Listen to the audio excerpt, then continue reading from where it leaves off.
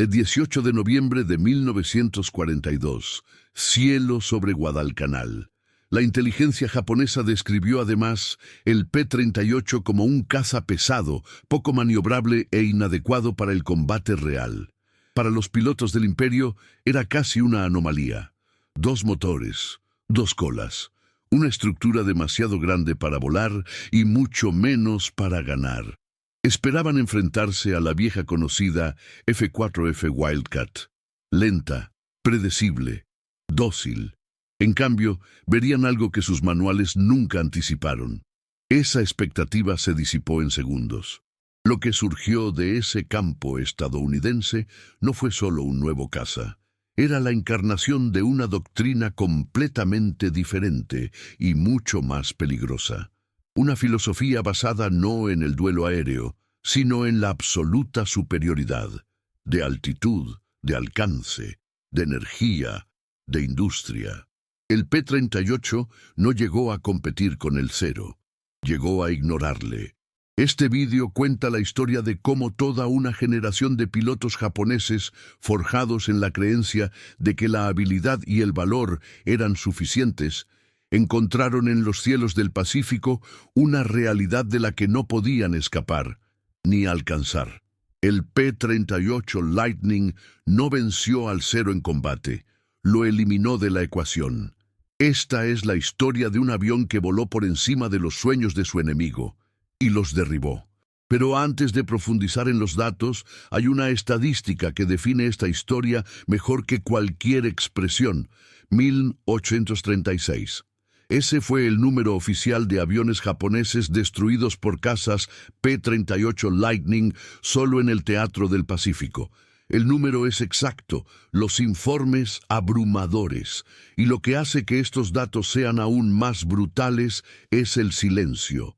La mayoría de estos asesinatos ocurrieron sin que el enemigo pudiera siquiera reaccionar.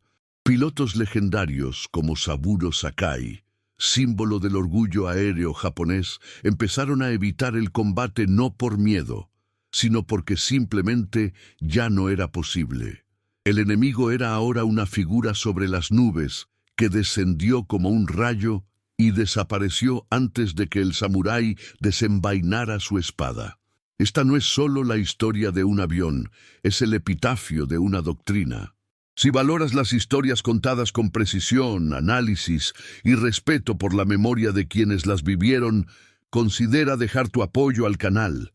Cada like, cada suscripción, nos ayuda a seguir revelando estas verdades olvidadas. Durante los 2 primeros años de la guerra en el Pacífico, Japón voló con la certeza de que dominaba los cielos. El Mitsubishi A6M0, con su impresionante maniobrabilidad, alcance operativo de más de 1. 900 millas y velocidad inigualable en curvas, no era solo un caza, sino la representación física de la doctrina imperial japonesa. Desde China hasta Pearl Harbor, Zero no solo luchó, humilló a sus oponentes. En Singapur, Java, sobre los cielos de Filipinas, cazas aliados, búfalos, P-40 y Hurricanes fueron derribados en masa, a menudo antes de darse cuenta siquiera de la presencia enemiga. La filosofía detrás del Zero era clara: agilidad por encima de todo, peso mínimo, armamento suficiente y sin armaduras innecesarias. Después de todo, un verdadero guerrero no necesita protección. Esa lógica formó a toda una generación de pilotos. Hombres como el suboficial de primera clase Saburo Sakai y el teniente Junichi Sasai, cuya confianza no era una exageración, sino un reflejo directo de la realidad hasta ese momento. Sakai, veterano de la campaña de China, obtuvo una serie de victorias. En 1942 ya tenía decenas de bajas. El mensaje se repitió en todas las bases. Ningún caza estadounidense podía enfrentarse al Zero. Para los oficiales de inteligencia de la Marina Imperial, cualquier informe sobre un nuevo caza aliado se comparaba inmediatamente con el A6M y casi siempre descartado. Cuando surgieron los primeros informes sobre un avión estadounidense con 2 motores y 2 colas, la reacción fue de desprecio. ¿Cómo podía un caza pesado enfrentarse a un Zero en combate real? Escribieron en un informe de abril de 1942. Para los japoneses, la guerra aérea era un arte refinado, y el Zero, su pincel más preciso. Pero mientras Japón dependía de la habilidad individual, el otro lado del mundo fabricaba una escala. Lockheed, en Estados Unidos, operaba en 3 turnos, con más de 60.000 trabajadores, produciendo P-38 en serie con tolerancias de ingeniería impensables en Japón. Cada Lightning salió de la fábrica con depósitos de combustible autosellantes, cabina blindada y 2 motores Allisons UP-1710, que juntos entregaban 2.300 caballos de fuerza con compresores. La comparación estadística entre los 2 programas de caza revela el abismo que se formó. Mientras Japón tardó meses en ensamblar una unidad especializada única a partir de cero, Estados Unidos producía 150 P-38 al mes en 1942, con la expectativa de duplicar ese número en menos de un año. La producción de aviones estadounidenses ese año ya superaba a la de toda Alemania y Japón juntos. Si esta estadística te sorprendió, comenta ahora con una frase corta: el poder absoluto o la logística gana. Porque, como veremos más adelante, no era solo en el aire lo que Japón perdía. Era en tierra, en las fábricas, en las líneas de suministro, en los procesos estandarizados que aseguraban que cada piloto estadounidense siempre tuviera una máquina de guerra preparada. Y aún así, Japón permaneció ciego en su convicción. Los Zeros siguieron volando con confianza. Los pilotos continuaron entrenando como si aún estuvieran sobre China, donde volaban solos y decidían batallas con acrobacias. Pero la guerra había cambiado. Los combates que vendrían ya no recompensarían a los más ágiles, sino a los más altos, rápidos y despiadados. En el siguiente capítulo, los cazas de 2 colas finalmente aparecen en el horizonte. Y lo que los japoneses llamaron un avión pesado y torpe, resultaría ser la sentencia silenciosa de su supremacía aérea.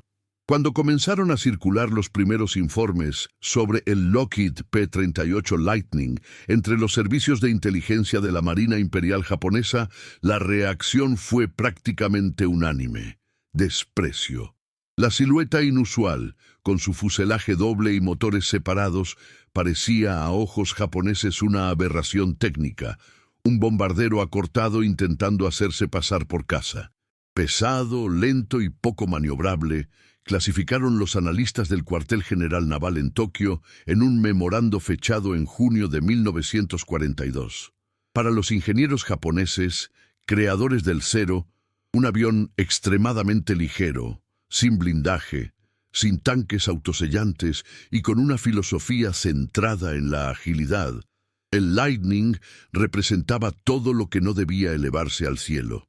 Sin embargo, esta subestimación era menos técnica que cultural. Japón, aferrado a la idea del combate como un duelo de honor entre guerreros del aire, no veía valor en un caza que volara por encima del combate. La doctrina japonesa no se había preparado para una guerra en la que el enemigo decidiera cuándo aparecer y cuándo desaparecer.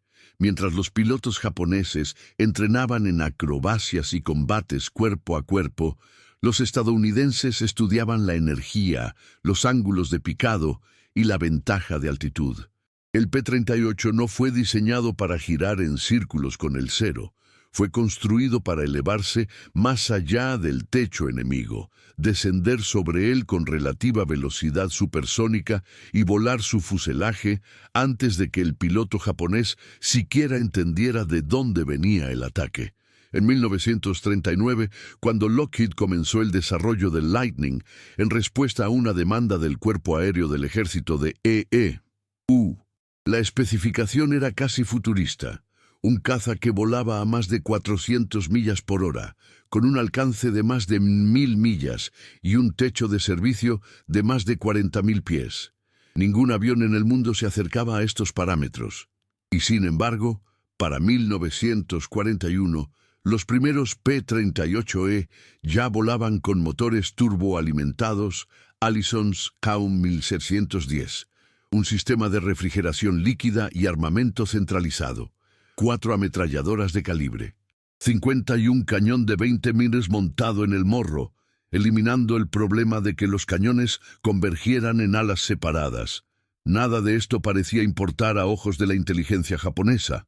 Un caza con 2 motores, pensaban, solo podía ser más lento y menos ágil. La doctrina imperial estaba tan arraigada en la estética de la ligereza y la destreza que no había espacio para entender la guerra aérea como un ejercicio de geometría, altitud y energía cinética. Era una visión romántica, heroica y obsoleta. En Estados Unidos, en cambio, la guerra ya se trataba como un problema industrial. Cada rayo que salía de las líneas de Lockheed era el resultado de miles de procesos sincronizados, ingeniería modular y una mentalidad de adaptación continua.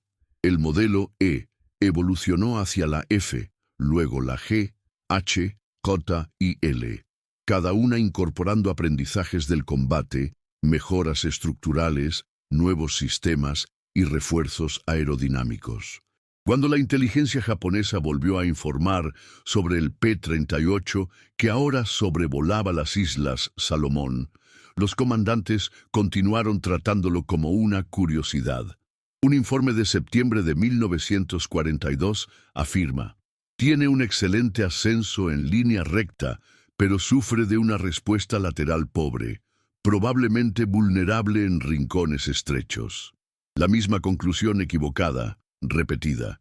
Los cazas japoneses no estaban preparados para un avión que no giraba en giro. El P-38 no aceptó el duelo. Ignoró la provocación, atacó desde arriba y se marchó al entrar.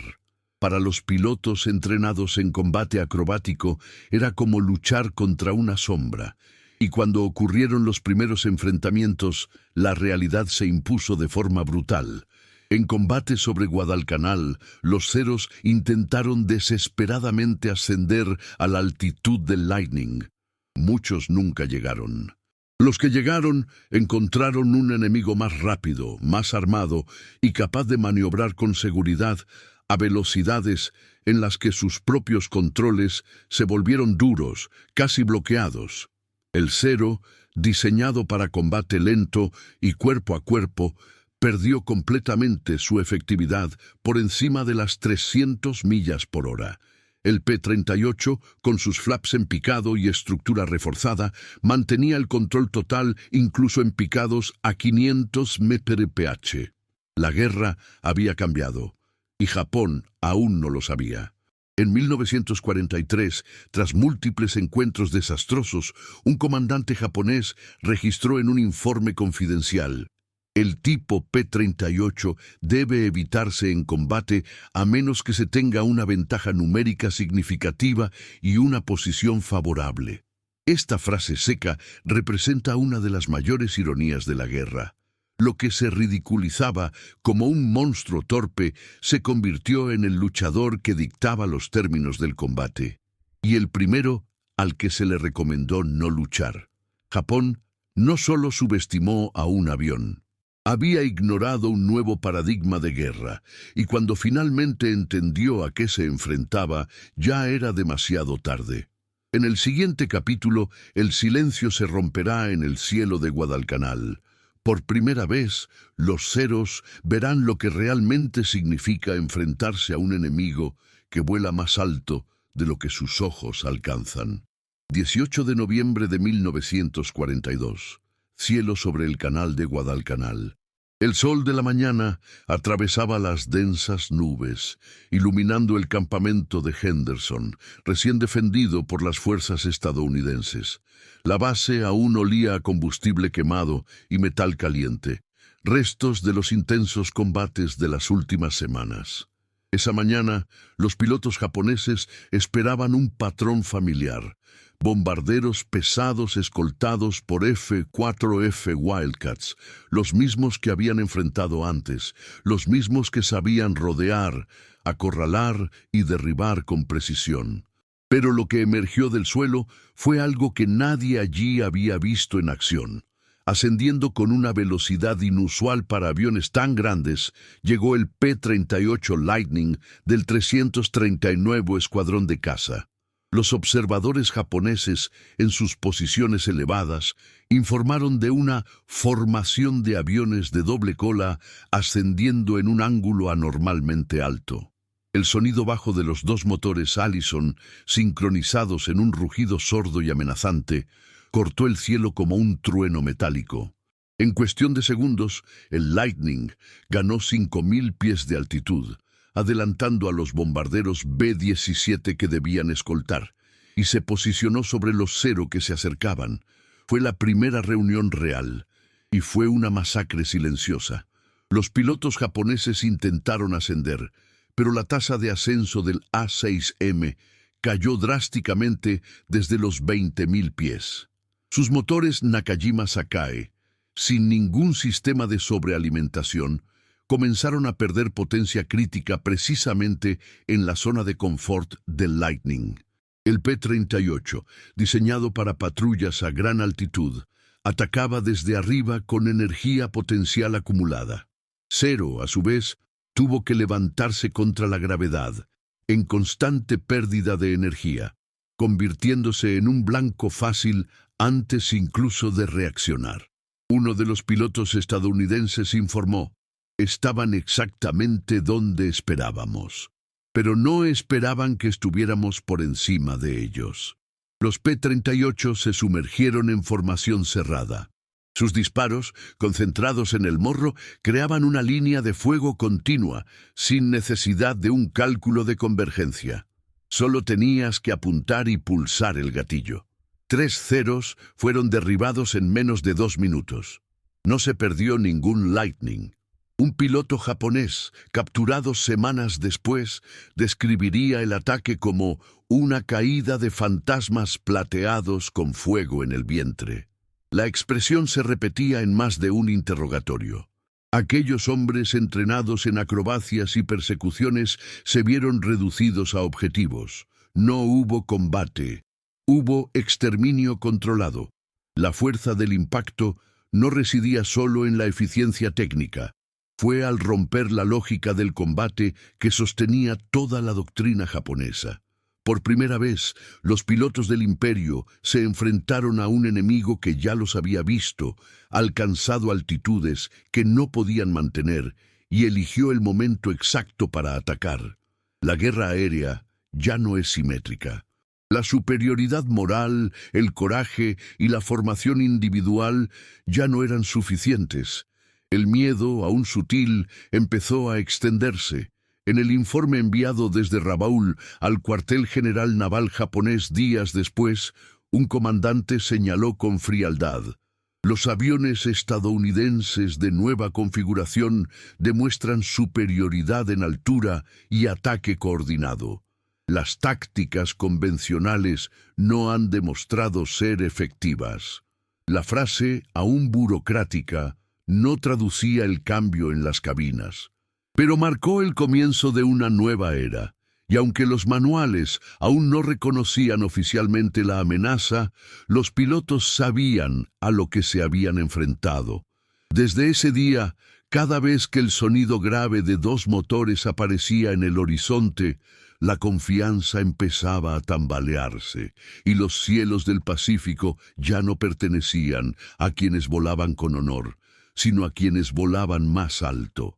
En el próximo capítulo profundizaremos en el interior de Lightning y entenderemos poco a poco por qué ese monstruo de 2 colas era de hecho una máquina diseñada para ganar guerras, no duelos. La verdadera amenaza del P-38 Lightning no estaba solo en su extraña apariencia o en sus ataques sorpresa a Guadalcanal, sino en sus cálculos. Todo en ello era el resultado de la ingeniería aplicada a la guerra. Mientras que el Zero japonés se había construido con un enfoque en la ligereza y maniobrabilidad, el Lightning se había moldeado en número, velocidad, altitud, potencia, letalidad. Su chasis de aluminio reforzado Podía soportar cargas que el Zero simplemente no podía soportar.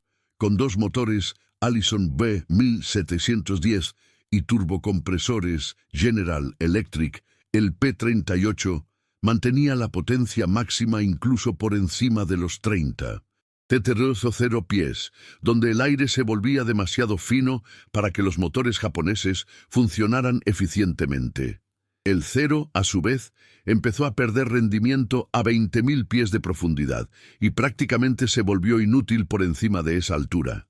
El Lightning alcanzó velocidades superiores a 660 km/h en picado controlado. Y más aún, sus flaps de picado le permitían mantenerse maniobrable a velocidades que hacían inestables y peligrosos a los Zero. La técnica americana era sencilla, pero insuperable. Boom y zoom.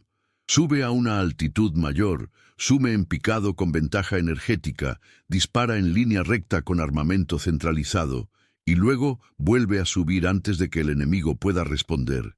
Esta estrategia convertía cada combate en una ejecución unilateral. El piloto japonés, entrenado para maniobras horizontales, intentó girar y tirar del mando con fuerza.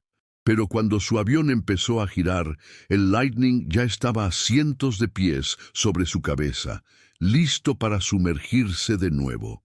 Era un juego de física que Zero no podía jugar. Y esto se reflejaba en los números. Mientras el A6M tenía una tasa de ascenso de poco más de 3.000 pies por minuto, el P-38 superaba los 4.200 pies por minuto en potencia máxima, incluso portando blindaje, tanques extra y armamento más pesado. En combate real, esto significaba que los Lightning elegían cuándo luchar. Zero solo intentaba sobrevivir. Su estrecho radio de giro, que había sido invencible en los primeros años de la guerra, ahora se volvió inútil contra un enemigo que nunca se metió en la esquina. Los combates, antes legendarios duelos de maniobra, se convirtieron en acciones rápidas, unilaterales y letales. La ironía de esta historia es que la solución estaba delante de ellos. Los manuales japoneses continuaron recomendando maniobras ofensivas contra cazas de baja tasa de ascenso, incluso cuando los informes de campo ya advertían sobre aviones que desaparecían verticalmente antes de cualquier aproximación. Si te gusta desentrañar estos hechos, muestra tu apoyo. Dale me gusta y suscríbete para que podamos ofrecerte contenido más detallado sobre el bastidor técnico de la guerra. Porque lo que estamos viendo aquí no es solo la historia de un combatiente superior, sino la historia de cómo la guerra cambió su eje, del romanticismo al cálculo, del heroísmo a la actuación. Y Japón, aún atrapado en la lógica del coraje individual, descubrió por las malas que no se lucha físicamente con espíritu. En el próximo capítulo, veremos cómo el efecto psicológico de esta nueva realidad empezó a erosionar algo aún más crítico que las alas del Zero: la confianza de los pilotos que lo pilotaban. Al principio solo fue un cambio de tono. Los informes de patrulla, antes entusiastas, se volvieron secos, objetivos, casi burocráticos. Las emisiones de radio, que antes vibraban con términos como Tekigeki-chin, enemigo derribado, empezaron a terminar en silencio, largos silencios. Era como si algo se procesara dentro de la cabina, y los pilotos, entrenados para reaccionar con disciplina y fervor patriótico, no supieran cómo traducir lo que veían. Los encuentros con el P-38 Lightning, que se hicieron más frecuentes a partir de finales de 1942, no solo estaban alterando las tácticas japonesas, sino que estaban erosionando la moral. En un informe de la 25ª Fuerza Aérea con base en Rabaul, un oficial escribió: «Nuestros pilotos regresan en silencio. Informan que no hay combate, solo describen figuras plateadas que aparecen desde arriba, disparan y desaparecen». Este patrón empezó a repetirse. En menos de 3 meses se han registrado más de 70 encuentros con Lightnings en la región de las Islas Salomón. La tasa de retorno de los escuadrones japoneses comenzó a disminuir, pero sin antecedentes visibles de combate. Los Zeros simplemente no volvieron, y quienes regresaron no hablaron. Un piloto veterano, en una carta interceptada por las fuerzas aliadas y luego traducida, escribió: «Hoy no vi a mi enemigo, solo oí el viento y fuego». En unidades como el 204 Sentai, la presencia del P-38 se ha ganado un nombre en clave propio: Kaminari no Oni, el demonio del trueno. No era solo una máquina, era un presagio de que algo más grande que la técnica o el entrenamiento había entrado en la guerra. Este tipo de erosión moral no se refleja en los informes estratégicos, pero se manifiesta en pequeños gestos, despegues más vacilantes, pilotos buscando justificaciones para misiones abortadas, escuadrones que evitaron ciertas altitudes, incluso bajo órdenes. La confianza, que era el combustible psicológico de la doctrina samurái, comenzó a evaporarse. Y la doctrina japonesa no tenía la estructura para afrontar este tipo de desgaste. El espíritu del guerrero, base de todo entrenamiento, no preveía impotencia. El miedo era algo que había que superar, no que se entendía. Pero, ¿cómo superar algo que no se ve, que ataca desde arriba, que no ofrece combate, solo muerte súbita? Los psicólogos militares estadounidenses, hasta los años 50, estudiaban informes de guerra capturados por los japoneses. Concluyeron que el Lightning, más que cualquier otro caza, generó lo que llamaron una reacción emocional temprana, el miedo al combate antes de que se produjera. Esta constante sensación de vulnerabilidad creó un fenómeno sin precedentes. Las plantillas experimentadas empezaron a rendir por debajo de los novatos, no por falta de técnica, sino por agotamiento emocional. En el campo, los estadounidenses notaron los efectos. Un coronel del 13º Grupo de Cazas escribió: «Nunca pensé que vería pilotos japoneses rompiendo la formación, pero ahora lo veo. Ya no enfrentan el ataque, intentan escapar antes de que empiece». Y escapar, en este contexto, solo era posponer lo inevitable. La rígida estructura jerárquica de Japón impidió que estos informes se convirtieran en cambios doctrinales reales. Denunciar debilidades era casi una ofensa. Así que la aviación japonesa continuó volando como si aún estuviera en 1941, mientras que el enemigo ya lo estaba en 1944. La diferencia horaria no era solo tecnológica, era una locura, y los cielos, antaño escenario de valentía y gloria, se convirtieron en campos de ejecución sistemática. El comandante naval Tamotsu Yokoyama, en un documento enviado al Estado Mayor General en enero de 1943, resumió lo impensable. El enemigo ahora elige si debe ser visto. En el próximo capítulo, veremos qué ocurrió cuando este enemigo decidió ser visto y cómo, al cazar los cerebros de la flota japonesa, el P-38 demostraría que la guerra aérea también puede ser una guerra quirúrgica. Saburo Sakai nació en 1916 en la prefectura de Saga, en el seno de una familia de samuráis empobrecidos. Fue el cuarto de 7 hijos y desde pequeño aprendió que el honor y la obediencia estaban por encima de todo. Cuando se unió a la Marina Imperial, no era solo un joven aprendiendo a volar, era un hombre que redimía el código de sus antepasados. Sakai destacó rápidamente. Inteligente, disciplinado y experto tirador, se convirtió en instructor de vuelo y, en 1938, fue enviado a China. Allí acumuló sus primeras victorias y consolidó su estilo: ataque rápido, enfoque agresivo, giros cerrados y eliminación precisa.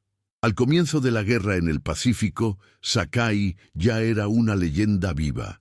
Sobre Filipinas, derribó varios bombarderos estadounidenses, demostrando un valor casi suicida al atacar incluso bajo fuego intenso. Su cero parecía invencible, su confianza inquebrantable. En su diario escribió: «Mientras tenga ojos para ver y manos para pilotar, ningún enemigo me superará». Pero eso fue antes de 1943, antes del P-38. El primer relato de Sakai sobre Lightning no era un relato de combate, sino uno de frustración. El avión vino desde arriba como un rayo, salió disparado y desapareció. No hubo pelea, solo impacto. En otro momento, describió la impotencia de ver a sus compañeros ser derribados por algo que no podían enfrentar ni escapar. Sakai, con su experiencia y reflejos legendarios, ni siquiera pudo empezar el duelo. El concepto de combate fue disuelto. Lo que veía en los cielos no era un enemigo, era una máquina fuera de su alcance. El 7 de agosto de 1942, Sakai resultó gravemente herido tras una misión sobre Guadalcanal. Incluso con una bala atravesándole el cráneo, logró pilotar más de 1000 kilómetros hasta regresar a la base. Su recuperación duró meses. Cuando volvió al combate, el panorama había cambiado. Los Lightnings dominaron el teatro. La superioridad de Zero se había evaporado. En entrevistas de posguerra, Sakai reconocía el cambio con amargura. El P-38 era invulnerable para nosotros. Ni el valor, ni la maniobra, ni la fe pudieron vencerle. No aceptó combate. Este testimonio lleva el peso de la derrota moral, no porque Sakai hubiera perdido en valentía, sino porque la guerra había dominado su código. El samurái, entrenado para mirar a los ojos del oponente antes del golpe final, ahora era atacado por un enemigo sin rostro, desde un punto del cielo al que sus ojos no podían alcanzar. El duelo, que había sido su arte, fue sustituido por la ejecución. Sakai personifica el colapso de la doctrina japonesa. No era un conductor cualquiera, era el mejor, y aún así declaró que no podía enfrentarse al nuevo enemigo. Su biografía se convirtió, sin querer, en una elegía a la época que estaba terminando. El símbolo del guerrero individual ha sido absorbido por la era de la ingeniería, y en este nuevo mundo, el valor humano se medía en millas por hora, tasa de ascenso y potencia de fuego concentrada. Cuando le preguntaron años después si habría ganado el P-38 en igualdad de condiciones, respondió con una sonrisa triste: «No hubo igualdad. Han creado otra guerra». En el próximo capítulo, saldremos de la cabina y nos sumergiremos en la planificación estratégica que llevó al P-38 a su misión más audaz. Una operación que acabaría con los cerebros de la flota imperial en pleno vuelo y cambiaría para siempre el curso de la guerra en el Pacífico. En 1943, el Imperio japonés comenzó a enfrentarse a una amenaza más profunda que cualquier bomba o torpedo aliado: el agotamiento interno. La doctrina que sustentaba su aviación naval, basada en la idea de que los pilotos excepcionales podían compensar deficiencias técnicas, ya no se mantenía vigente. Ases como Saburo Sakai se habían ido construyendo a lo largo de los años, con miles de horas de vuelo y una cultura de excelencia casi espartana. Pero ahora, con las crecientes pérdidas y la presión para un reemplazo inmediato, esta formación se redujo a semanas. A finales de ese año, el tiempo medio de entrenamiento de un piloto naval japonés había caído a menos de 100 horas de vuelo. Para comparar, un piloto estadounidense del mismo periodo recibió un salario entre 250 y 400 horas antes de ser autorizado para el combate. El resultado fue brutal. Jóvenes de 19 o 20 años, muchos de ellos procedentes de programas acelerados, fueron lanzados a misiones reales contra adversarios que manejaban máquinas superiores con doctrina aérea basada en la ciencia, las matemáticas y la estadística.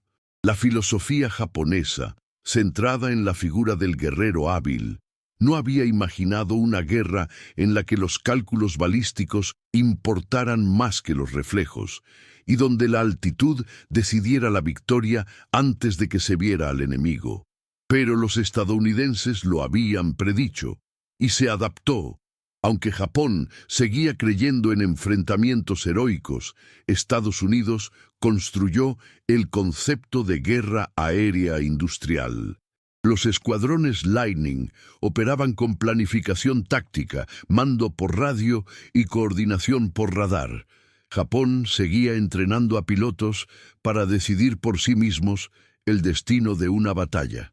Los estadounidenses entrenaron a pilotos para operar como parte de un engranaje, cada uno dentro de un sistema más grande, eficiente y adaptable. Y la producción estadounidense no perdonó. En 1943, la industria estadounidense entregó 85 CC-0 aviones, una cifra que superó toda la producción japonesa acumulada desde el inicio de la guerra. Por cada caza que Japón perdió, Estados Unidos produjo 5. Si esta estadística parece desproporcionada, es porque lo fue. Y si te sorprende, comenta abajo con una frase corta: poder absoluto o gana la logística, porque eso fue lo que pasó. La guerra había dejado de ser un duelo entre hombres. Ahora era una ecuación de rendimiento por hora, litros por milla, potencia por kilogramo. Y Japón, con su culto a la artesanía, simplemente ya no podía seguir el ritmo. Los informes internos de la Marina Imperial, muchos de los cuales se mantuvieron en secreto hasta el final del conflicto, revelan la gravedad del colapso. Un documento de la Segunda Flota Aérea, fechado en octubre de 1943, decía: la pérdida de pilotos veteranos es irreversible. La nueva generación no tiene el tiempo ni la estructura para adquirir el mismo nivel de competencia. La diferencia entre nosotros y el enemigo ahora es estructural. Estructural. Esa era la palabra clave. El imperio no solo sufrió pérdidas humanas, sufría de incapacidad para adaptarse, y mientras Japón intentaba mantener su mística de honor y sacrificio, sustituyó las pérdidas por eficiencia mecánica. Un Lightning derribado significaba un nuevo pedido para Lockheed. Un 0 derribado significaba un funeral y la lenta producción manual de un reemplazo. La diferencia de escala se hacía cada mes más evidente. En bases como Rabaul y Truk, los mecánicos japoneses empezaron a improvisar piezas. Algunos motores se reutilizaron más allá del ciclo de funcionamiento. Faltaban lubricantes, piezas de repuesto, incluso combustible de alto octanaje. Los P-38, en cambio, volaban con repuestos estandarizados, suministro garantizado por petroleros y mantenimiento dividido en equipos especializados. El Zero, una obra maestra artesanal en 1940, se había vuelto obsoleto en 1943, pero el imperio no podía abandonarlo. No había una alternativa ya preparada, y aunque lo hubiera, no había tiempo. El sistema se había construido sobre un ideal, y ahora ese ideal sofocaba su propia evolución. En el próximo capítulo veremos cómo esta debilidad estructural afectaría duramente al alto mando japonés y cómo utilizaría el Lightning para eliminar al cerebro detrás de la expansión imperial en el Pacífico en pleno vuelo. El P-38 Lightning podía ser rápido, letal y tecnológicamente avanzado, pero nunca voló solo. Detrás de cada despegue había algo que Japón no podía ver ni reproducir: un sistema, un aparato logístico, industrial y operativo que sostenía la maquinaria de guerra estadounidense como una cadena viva en funcionamiento continuo. El caza de 2 colas era solo la punta visible de un tren de aterrizaje que comenzaba en fábricas como la de Lockheed en Burbank y terminaba en las pistas de coral de las Islas Salomón. Mientras los japoneses seguían ensamblando sus ceros en líneas semiartesanales, la producción estadounidense operaba a un ritmo industrial absoluto. Piezas estandarizadas, producción en serie, Mecanización completa. Un nuevo P-38 salía de la fábrica cada 63 minutos. En 1943 se entregaron más de 10.000 unidades. Pero no era solo la cantidad, era el sustento. Los escuadrones del Pacífico operaban a tasas de disponibilidad superiores al 80%, incluso en entornos hostiles, tropicales y lejanos. Cada unidad recibió kits de mantenimiento, repuestos, soporte técnico y manuales de operación actualizados. Los mecánicos se formaban en cursos técnicos estandarizados y el sistema de suministro funcionaba como una red automatizada. Si un Lightning fallaba en una isla, una pieza compatible ya estaba en camino antes de que la solicitud formal se procesara. Japón, en cambio, operaba en escasez. Sus arsenales eran limitados, su capacidad de reemplazo lenta. Cuando un Zero sufría daños, a menudo se desmontaba para suministrar piezas a otro. Cuando un motor fallaba, había espera. Cuando caía un piloto, había duelo. Los estadounidenses no lo esperaban. Reemplazaron. El P-38 no era solo un arma. Era una plataforma dentro de un ecosistema de guerra industrial. Los radares aliados anticipaban los movimientos enemigos. Los petroleros garantizaban combustible. Los aviadores recibían inteligencia actualizada, mapas con puntos de intercepción calculados por analistas meteorológicos y operadores de criptoanálisis. Era una guerra con tablas, gráficos, fórmulas. Las matemáticas habían sustituido a la valentía, y estas matemáticas eran inflexibles. En 1943, por cada Zero derribado por un Lightning, se perdió menos de 0,1 Lightning a cambio. La cantidad era insostenible, pero es comprensible si se observa la estructura detrás de cada lado. Japón voló con fe. Estados Unidos voló con algoritmos. El P-38 era temido no solo por su letalidad en el aire, sino porque su presencia significaba que el sistema estadounidense estaba presente. Y funcionaba. Donde apareció un Lightning, había radar, logística, munición, mando coordinado. Era el presagio de una fuerza mayor que cualquier piloto. La ironía es que Japón había comenzado la guerra creyendo que los estadounidenses no podrían soportar una larga campaña en el Pacífico.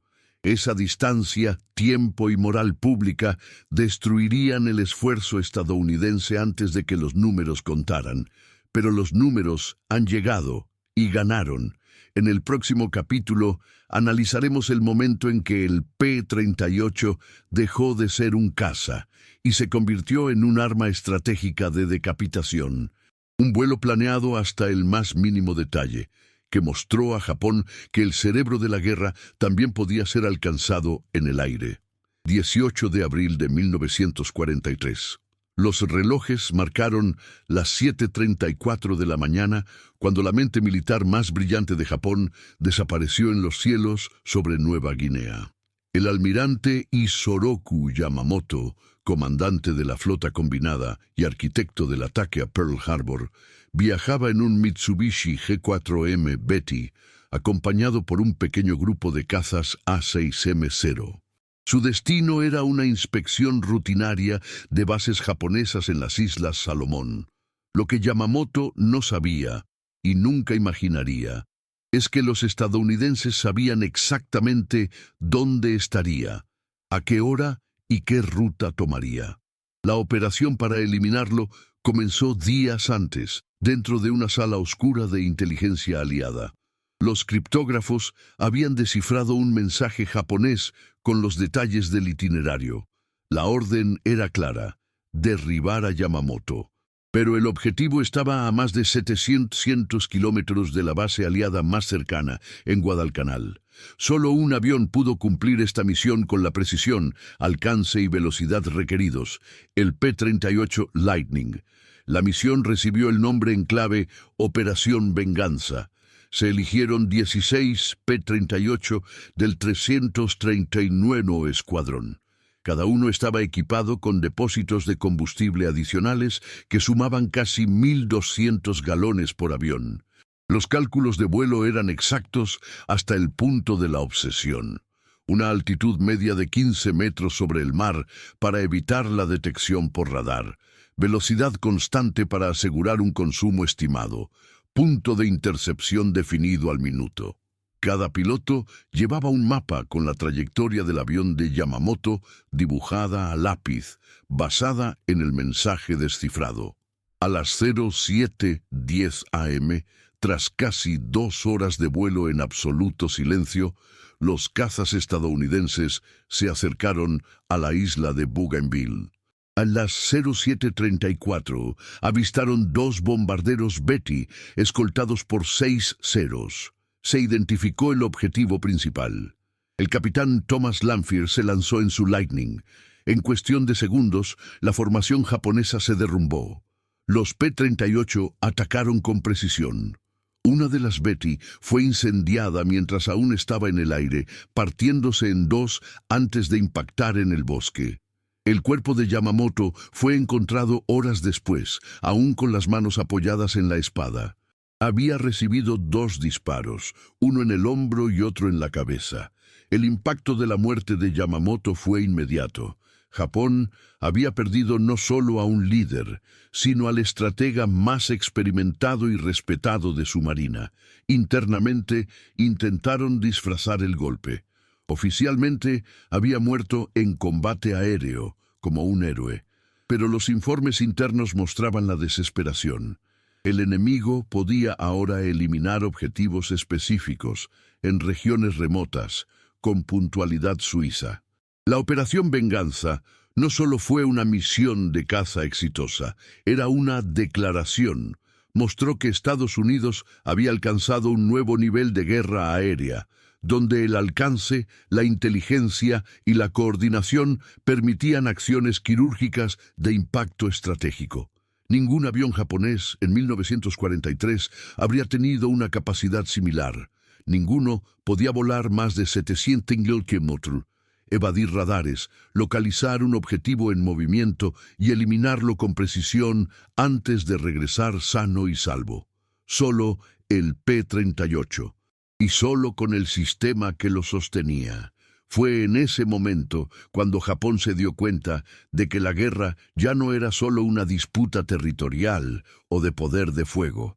Era una disputa de información, logística y tiempo, y en esto los estadounidenses ya iban por delante.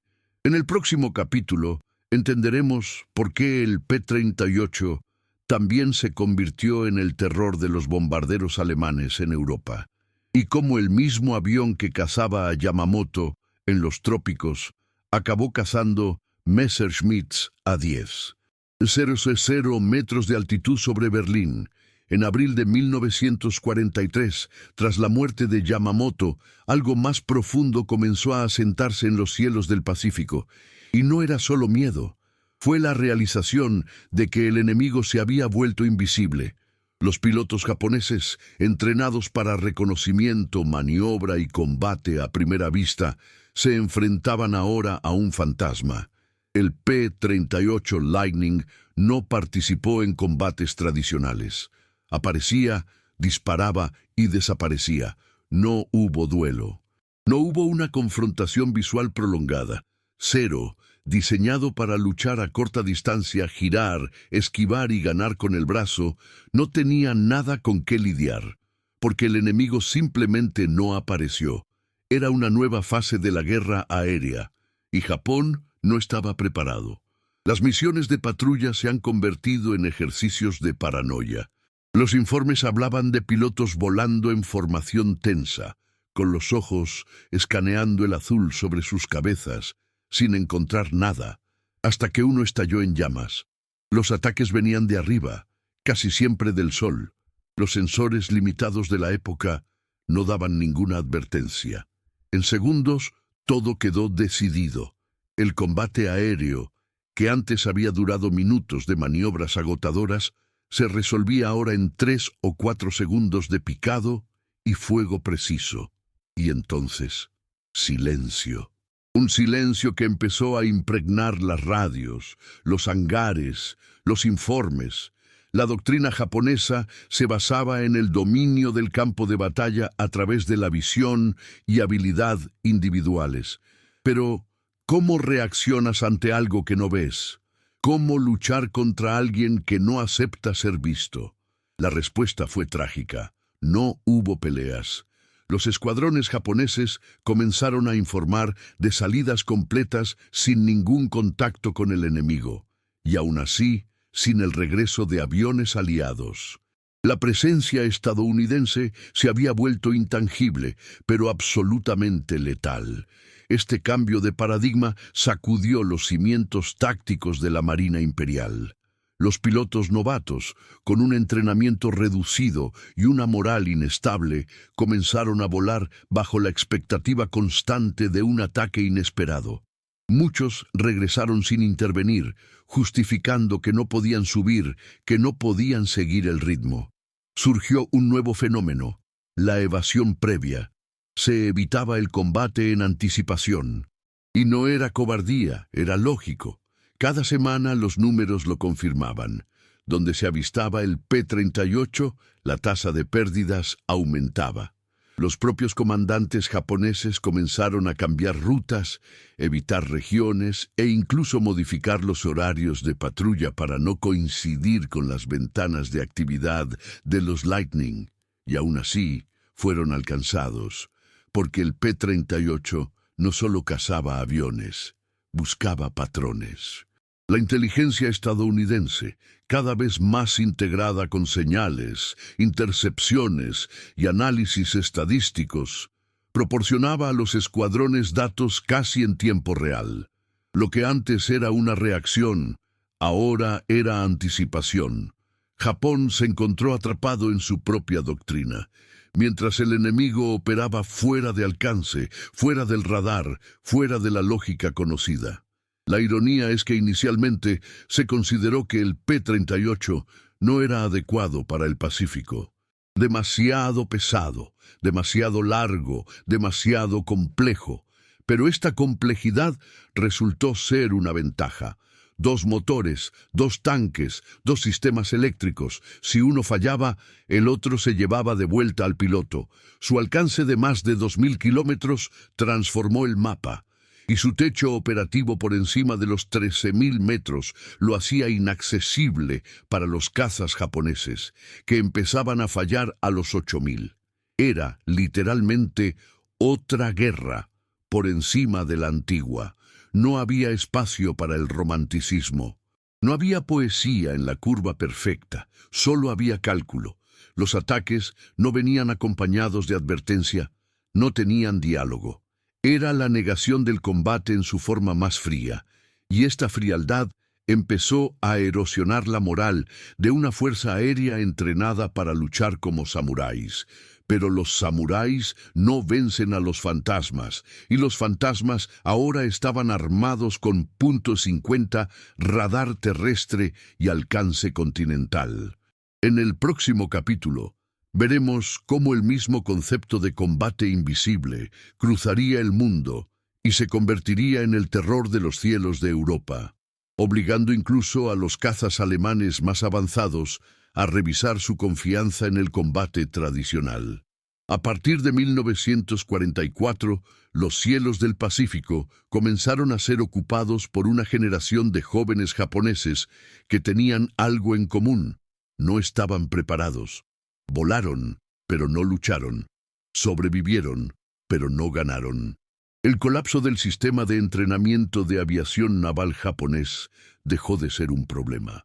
Era una tragedia continua. El tiempo medio de formación de un piloto se había reducido a niveles rozantes del suicidio institucional.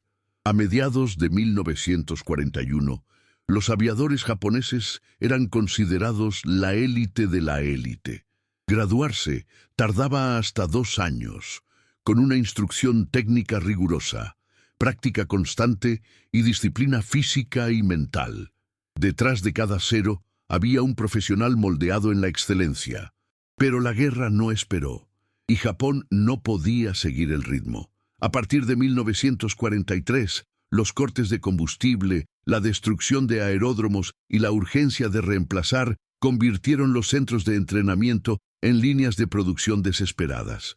Muchos cadetes ni siquiera completaron 100 horas de vuelo, aún menos volaron por encima de los 6.000 metros.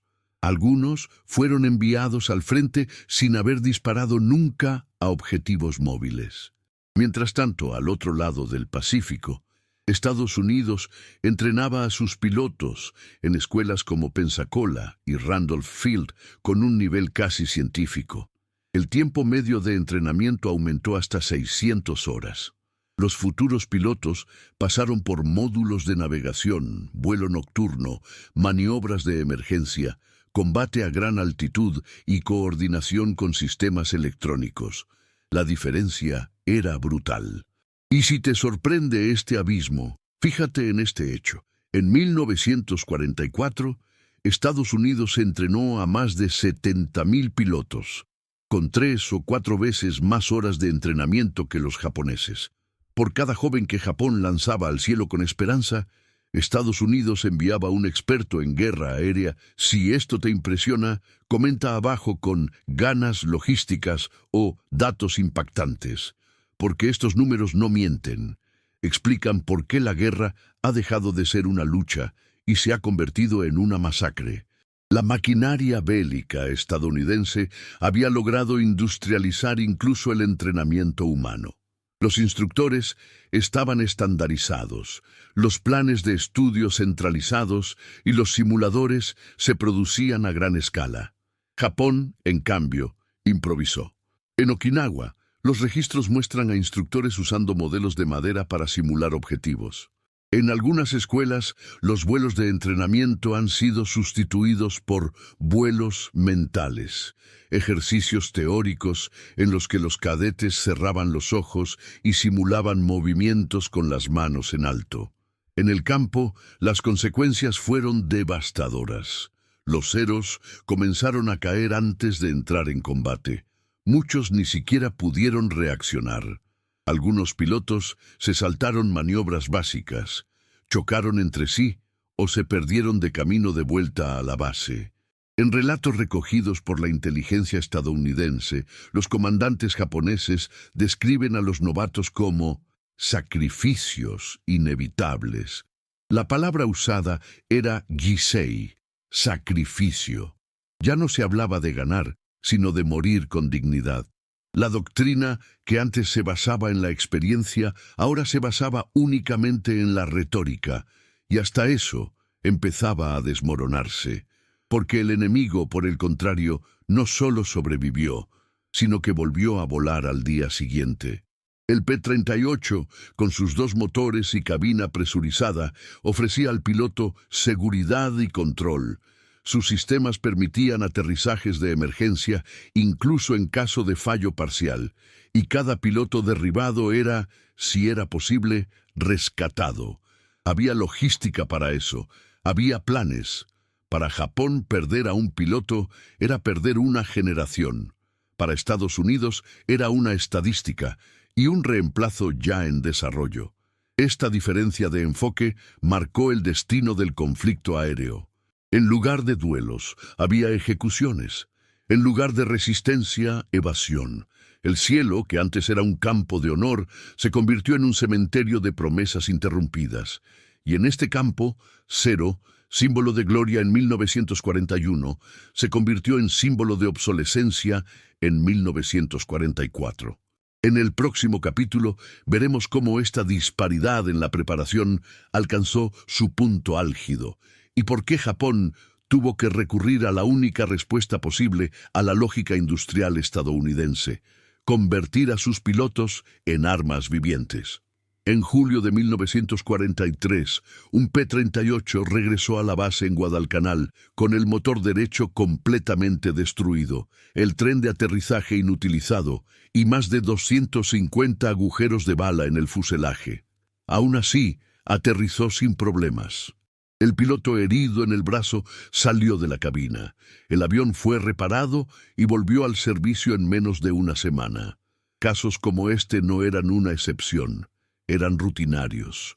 La robustez del Lightning no solo residía en su rendimiento ofensivo, sino en su impresionante capacidad para absorber daño y seguir volando. Era una fortaleza voladora con forma de caza. Equipado con dos motores Allison B1710 refrigerados por líquido, el P-38 podía seguir funcionando incluso con uno de los motores completamente destruido. Su estructura bicolar, aunque inicialmente considerada exótica, ofrecía equilibrio y control en situaciones críticas. Y su cabina blindada, junto con tanques de combustible autosellantes, ofrecía a los pilotos un margen de supervivencia que el Zero simplemente no podía ofrecer. El A6M0, a su vez, seguía la filosofía opuesta. Ligero, ágil, letal, pero frágil. Para ganar maniobrabilidad, los ingenieros japoneses renunciaron al blindaje, tanques autosellantes y protección estructural. Esto funcionó en las primeras fases de la guerra, cuando el Zero se encontró con aviones menos agresivos o pilotos inexpertos. Pero con el tiempo y la aparición de cazas como el P-38, esa decisión reveló su coste.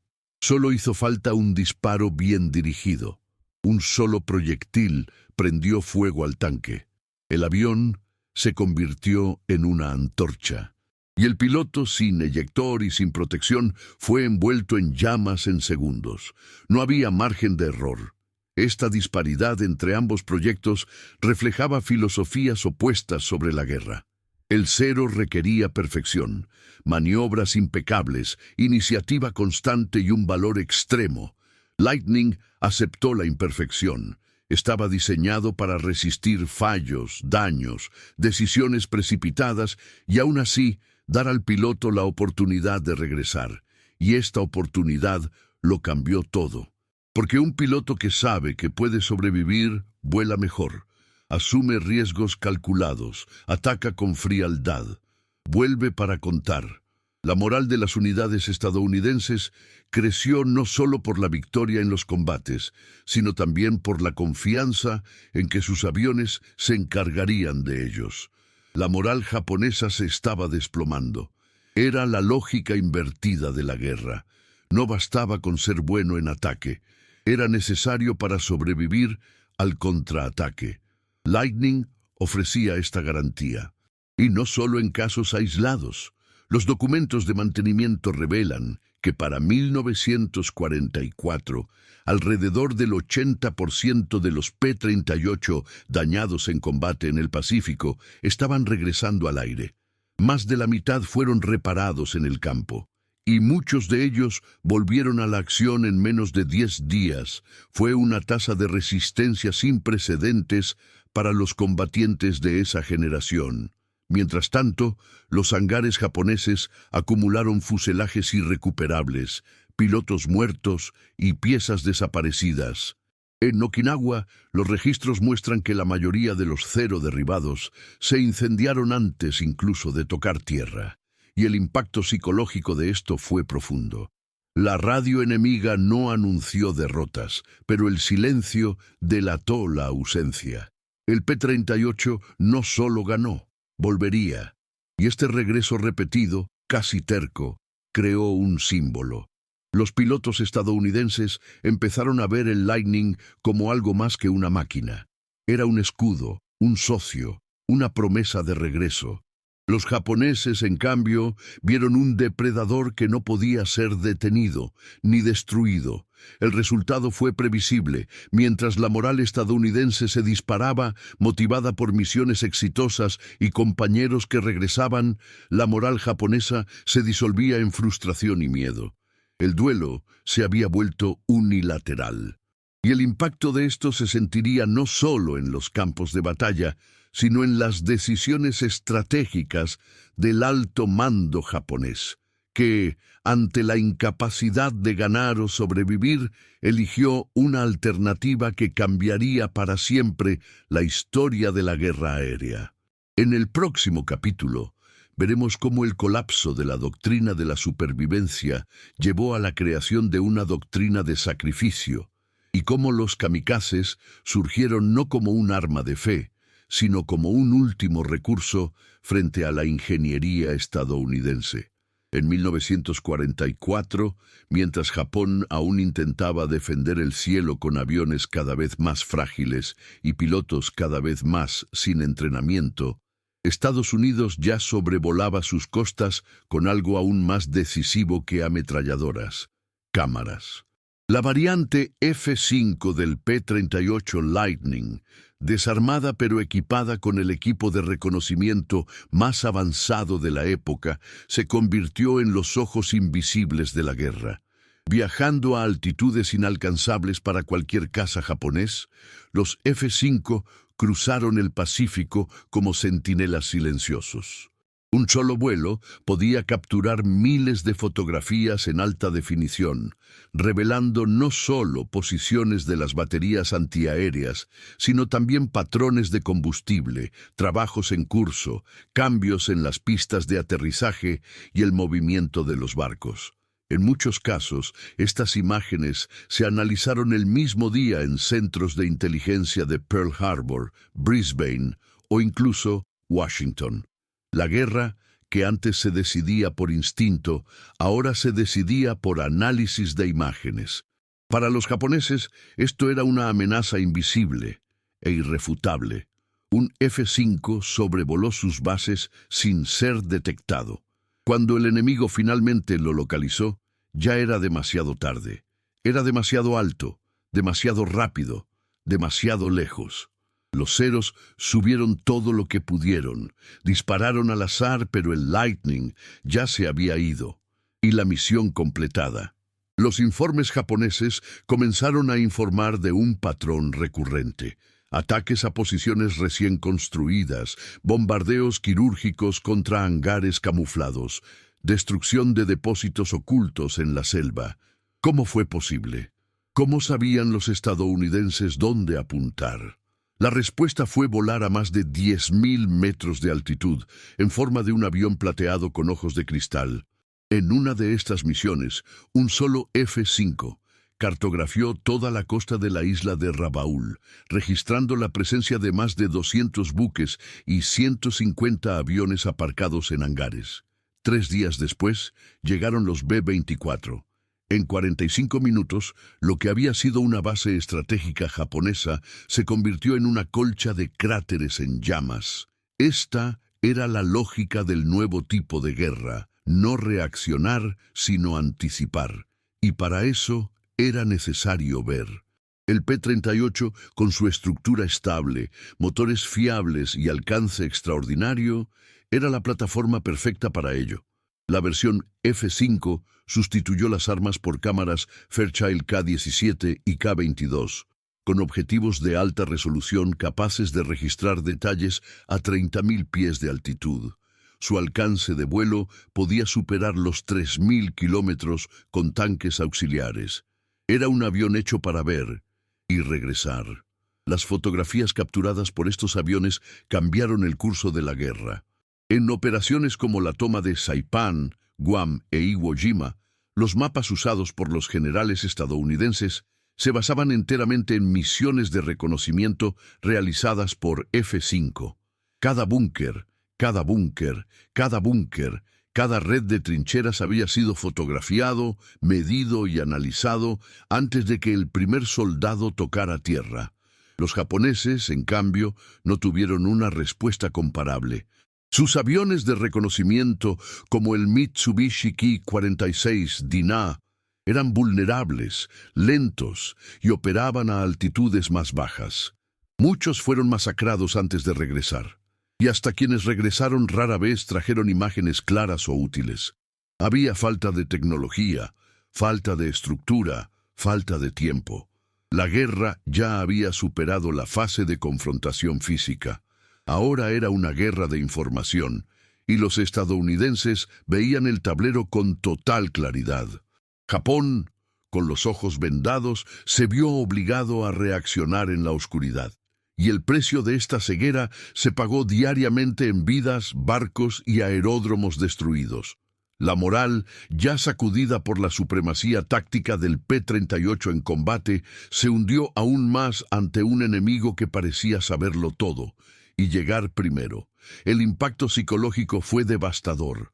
Los comandantes japoneses empezaron a sospechar espionaje, traición interna, milagros de previsión. No entendían que estaban siendo vigilados no por espías, sino por máquinas. La guerra moderna había llegado y estaban lidiando con doctrinas del siglo anterior. En el próximo capítulo veremos cómo el dominio del Lightning se extendió a los cielos de Europa y cómo los alemanes, confiados en la superioridad de sus cazas, tuvieron que tragarse la dura realidad de enfrentarse al mismo rayo que ya había incendiado el cielo del Pacífico. En noviembre de 1944, el comandante naval japonés Kusaka pronunció un discurso a sus subordinados tras otra misión fallida contra posiciones estadounidenses en Filipinas. La victoria, dijo, no pertenece a las máquinas, sino a los hombres que saben morir con honor. La frase fue recibida con reverencia y silencio, porque en ese momento de la guerra, incluso los más jóvenes sabían que no era cierto. Japón estaba perdiendo no por falta de valor, sino por demasiada valor. El país que en 1941 tenía una de las fuerzas aéreas más temidas del mundo, se encontraba ahora atrapado en un modelo de guerra que ya no existía. Los cazas Zero, que dependían de la maniobrabilidad en duelos justos, quedaron obsoletos frente a aviones diseñados para ganar sin siquiera ver al enemigo.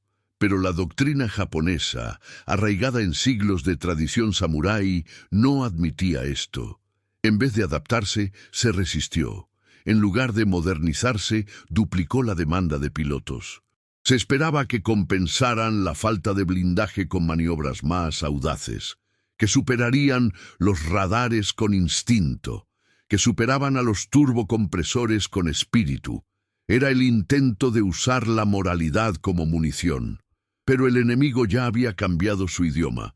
En Estados Unidos, cada problema generaba una solución técnica: falta de alcance, tanques auxiliares, fragilidad estructural, refuerzo de materiales y nuevos métodos de soldadura. Bajo rendimiento a gran altitud, supercargadores mecánicos y experimentación en túnel de viento. La aviación estadounidense era una extensión de la ingeniería, no de la mitología. Mientras tanto, los informes japoneses de la época revelan una obsesión por el carácter de los pilotos más que por el rendimiento de las aeronaves. En lugar de rediseñar cazas, rediseñaron discursos. En lugar de reformular las instrucciones técnicas, aumentaron los himnos patrióticos. Muchos oficiales creían sinceramente que el espíritu combativo japonés superaría cualquier diferencia técnica. Fue una fe ciega y fatal. El colapso logístico aceleró este abismo. Sin suficiente combustible, los pilotos se entrenaban menos. Sin la estandarización de las piezas, el mantenimiento de los aviones se convirtió en un enigma de improvisaciones. Sin un radar eficaz, las misiones nocturnas se convirtieron en ruleta rusa. Pero aún así, insistía la orden. Bastaba con volar con más voluntad. Fue suficiente para morir con más fervor. El resultado fue una generación entera, sacrificada en el altar de la negación. Pilotos con menos de 100 horas fueron enviados contra formaciones de B-29, escoltados por P-38. Se lanzaron aviones con tanques improvisados, motores sin revisar y munición caducada contra objetivos que ya habían sido fotografiados, cartografiados y bombardeados de antemano. La maquinaria bélica japonesa se convirtió en prisionera de su propia ideología. Y esa prisión era tan infranqueable como el cielo sobre los 7.000 metros, donde solo podían volar aviones estadounidenses. La ironía de esta historia es que la solución estaba delante de ellos: adaptarse, aceptar los datos, rediseñar. Pero eligieron permanecer fieles a un ideal que ya no tenía apoyo físico. Y mientras Japón ordenaba más sacrificios, Estados Unidos fabricaba más turbinas, más repuestos, más instructores de vuelo. Una guerra entre la fe y la ciencia tiene un resultado predecible y cruel. Si disfrutas desentrañando estos hechos, por favor, dale a me gusta y suscríbete para que podamos seguir ofreciéndote estos análisis con profundidad histórica. Porque, como veremos en la siguiente parte, ni siquiera los alemanes, con sus Messerschmitt y Focke-Wulf, estaban preparados para enfrentarse a lo que haría el P-38 en el cielo europeo. A mediados de 1944, algo extraño comenzó a ocurrir en los informes japoneses.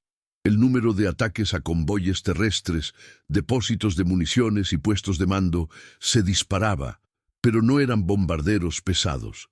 Eran aviones más pequeños, demasiado rápidos para alcanzar, demasiado letales para ignorarlos. El P-38 Lightning había descendido del cielo, antes visto como depredador de altitud, restringido a intercepciones y escoltas.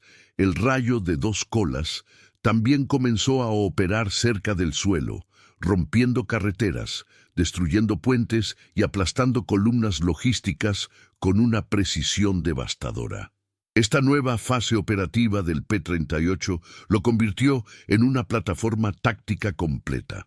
Equipado con bombas bajo las alas de 500 libras y cohetes H-bar de 5 pulgadas, el Lightning realizaba ataques en picado con una efectividad comparable a los bombarderos especializados, pero con la ventaja de escapar de cualquier intercepción, porque, a diferencia de los aviones lentos y pesados, el P-38 podía acelerar, ascender y desaparecer.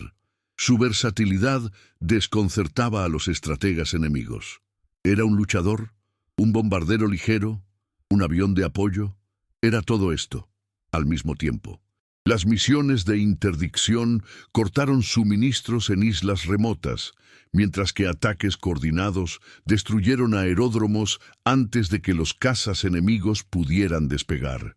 En una sola semana, en el teatro filipino, el Lightning, operando en escuadrones de ataque, destruyó más de 40 aviones en tierra, derribó 6 puentes y eliminó 3 depósitos de combustible.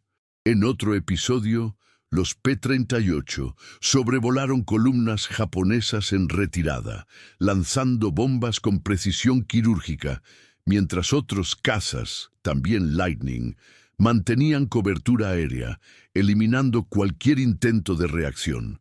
Era un sistema cerrado de dominación, en el que la misma aeronave iniciaba, protegía y terminaba la misión. Ningún otro caza de esa guerra combinó alcance estratégico, velocidad de caza, potencia de fuego y capacidad de carga en un único diseño funcional. En Europa, la Luftwaffe también empezó a experimentar este problema. El P-38 ya no era solo una escolta para los B-17, sino también el ejecutor de objetivos en movimiento, actuando tras las líneas enemigas con una precisión que el ejército alemán no podía ni predecir ni responder. Cuando los radares detectaron su aproximación, ya era demasiado tarde. La formación ya estaba dispersa. El ataque ya había tenido lugar. La frustración de la Wehrmacht creció a medida que más columnas logísticas desaparecían bajo humo y fuego, sin llegar a ver al enemigo. Los informes de campo siempre mostraban la misma descripción. Avión con cola doble. Demasiado rápido para que la Flak reaccionara. Apareció de la nada y volvió al cielo. El P-38 se había vuelto omnipresente y, peor aún, impredecible.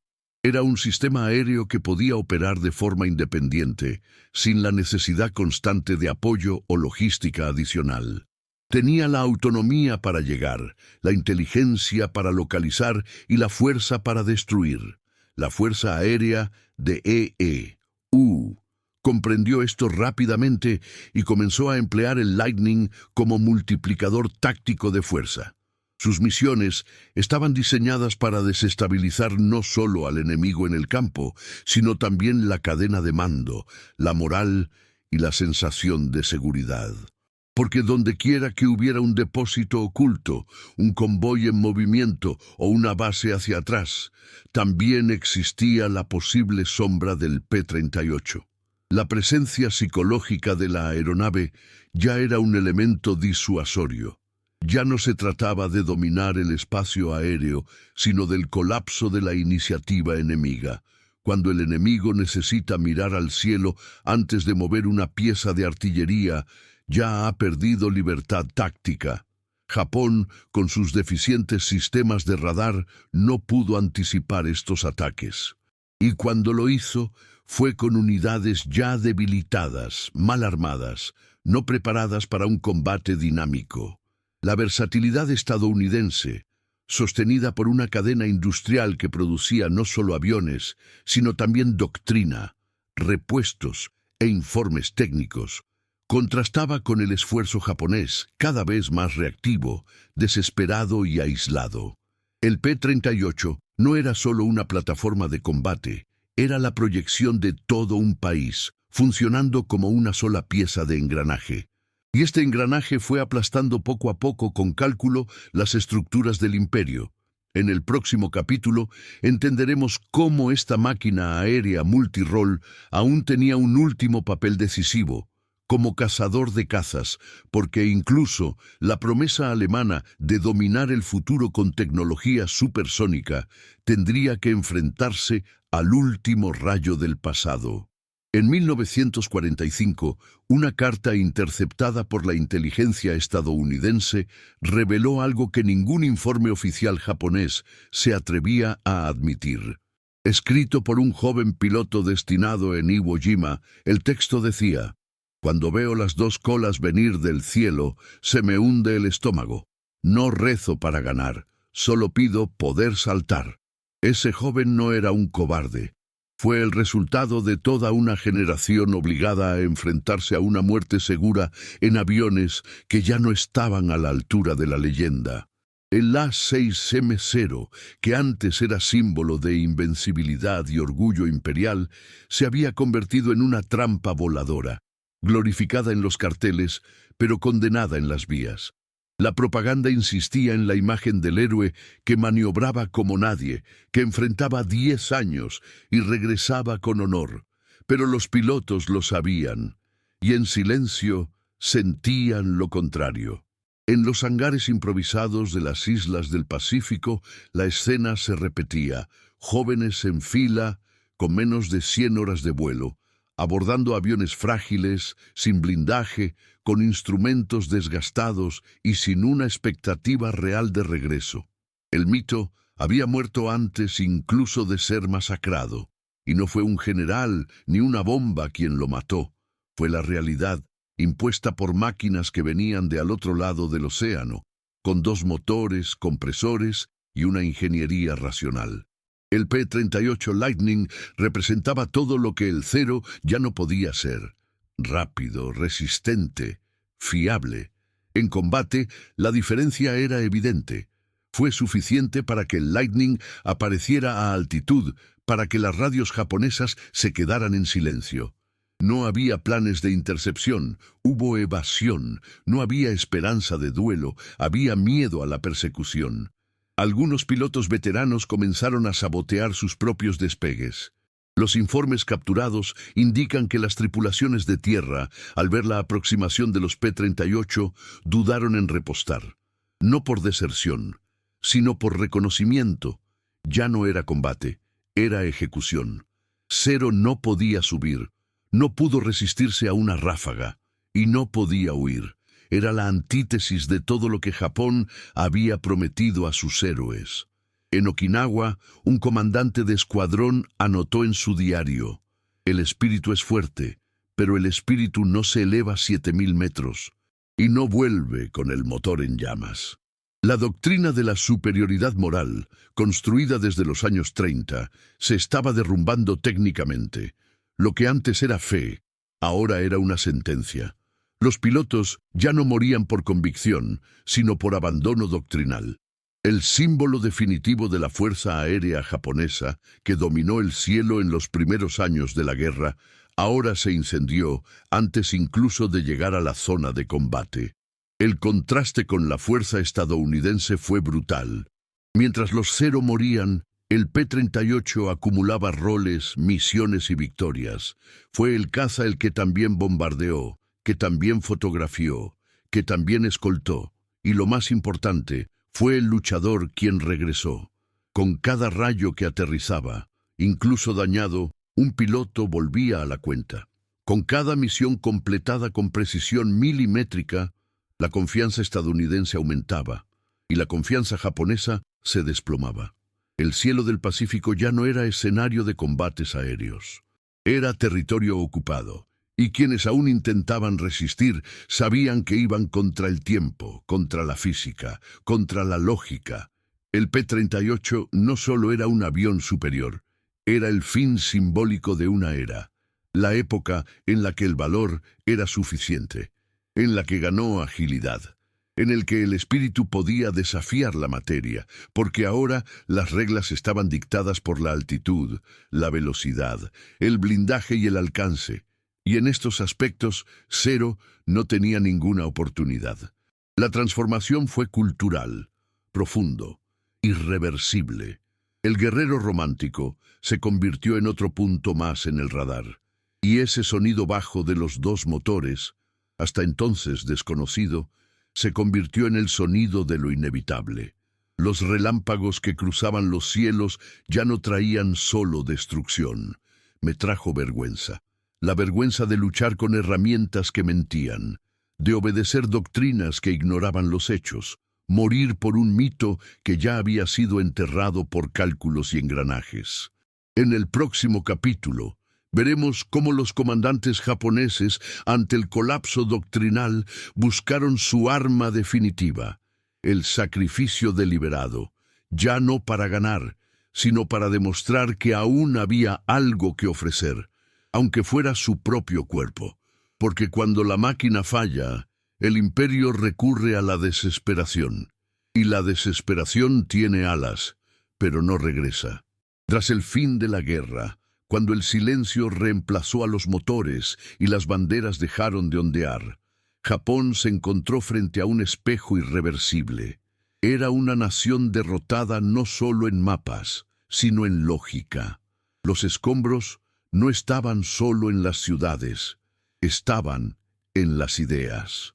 En los años posteriores a la rendición, mientras los funcionarios estadounidenses celebraban la victoria como una hazaña logística e industria, muchos oficiales japoneses fueron invitados a escribir memorias e informes posteriores al conflicto. El tono de estas declaraciones fue sorprendentemente unánime.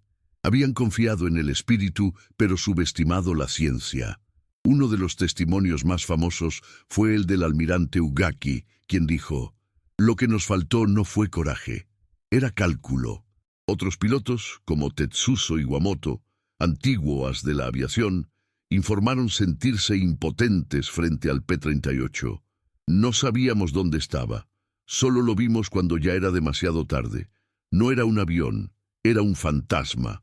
Este fantasma estadounidense sembró más que miedo en los cielos del Pacífico. Sembró la semilla de una reinvención. En los años 50 y 60, Japón no solo reconstruyó sus ciudades, reconstruyó su mentalidad. La nueva generación de ingenieros, muchos hijos de quienes regresaron de la guerra, creció escuchando no sobre victorias, sino sobre fallos técnicos. El rayo se ha convertido en un símbolo no solo de derrota, sino de lo que debe entenderse y superarse. Las universidades técnicas se multiplicaron. La inversión en educación basada en la ciencia se ha convertido en una prioridad. Y la ingeniería, que antes se consideraba una herramienta auxiliar del espíritu guerrero, empezó a tratarse como el espíritu nacional en sí mismo. La ironía de la historia es que la guerra que destruyó Japón también lo llevó a convertirse en una de las mayores potencias tecnológicas del siglo XX. Empresas como Mitsubishi y Kawasaki, que en su día fabricaban aviones endebles, basados en un rendimiento heroico, Empezaron a producir con precisión milimétrica, estandarización y obsesión por la fiabilidad.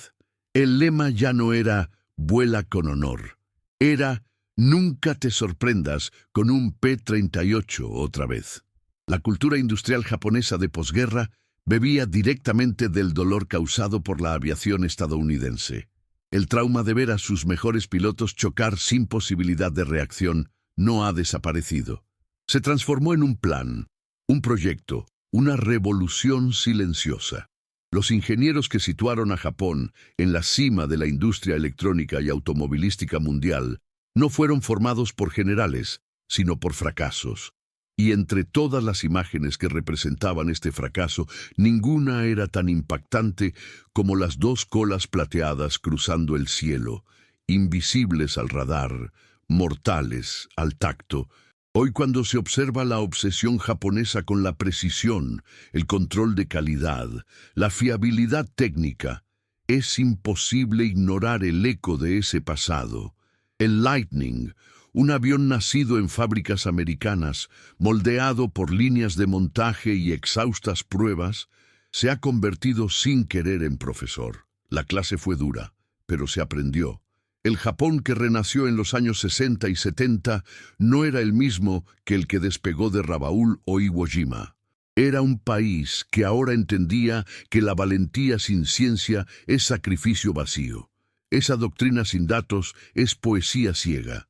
Y que ganar en el mundo real requiere más que coraje, requiere cálculo, adaptación y humildad. En el próximo y último capítulo entenderemos lo que todo esto representa no solo para Japón, sino para cualquier nación que confunda orgullo con invulnerabilidad, porque el P-38 no solo destruyó escuadrones, destruyó la ilusión de que la voluntad es suficiente, y esa quizás fue su mayor victoria. El P-38 Lightning no era solo un avión, era un presagio, un heraldo metálico de una guerra que ya no podía ganarse con espadas, ni siquiera con alas, sino con producción en masa, ingeniería meticulosa y adaptación constante. Mientras el imperio japonés se aferraba a ideales forjados en el acero del honor y la tradición, el adversario apostaba por las matemáticas de la supervivencia y la precisión del aluminio. Lo que comenzó como un duelo aéreo se ha convertido, ante la frialdad numérica, en una masacre estratégica. No por cobardía, sino por obsolescencia. Cero, símbolo de gloria imperial, se convirtió en un sarcófago volador.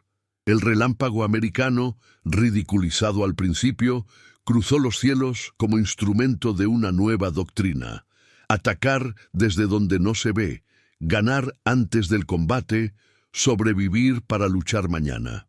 La tesis quedó demostrada, con humo, silencio y superioridad técnica. Cuando la industria es más rápida que la ideología, el cielo cambia de dueño.